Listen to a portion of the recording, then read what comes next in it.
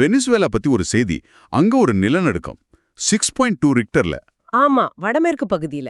இந்த வெனிசுவேலா நாடு எங்க இருக்கு? அதோட புவியியல் அமைப்பு பத்தி கொஞ்சம் சொல்லுங்களேன். வெனிசுவேலா தென் அமெரிக்காவோட வட கடற்கரையில இருக்கு. கிழக்குல கயானா, தெற்குல பிரேசில், மேற்குல கொலம்பியா கூட நில எல்லை இருக்கு. வடக்குல கரிபியன் கடல், அட்லாண்டிக் பெருங்கடல். நாட்டுக்குள்ள எப்படி இருக்கும்? மலைகளா, சமவெளியா? 3 விதமா பிரிக்கலாம்.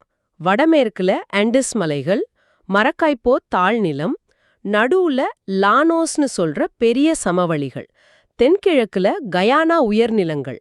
முக்கியமான ஆறுகள், ஏரிகள்? ஒரினோக்கோ ஆறு ரொம்ப முக்கியம். மரக்காய்ப்போ ஏரி, இதுதான் சவுத் அமெரிக்காலேயே பெரிய ஏரி. ஓ. உலகத்திலேயே உயரமான நீர்வீழ்ச்சி ஏஞ்சல் ஃபால்ஸ் இங்கதான் கயானா உயர்நிலங்கள்ல இருக்கு. இயற்கை வளம் எப்படி?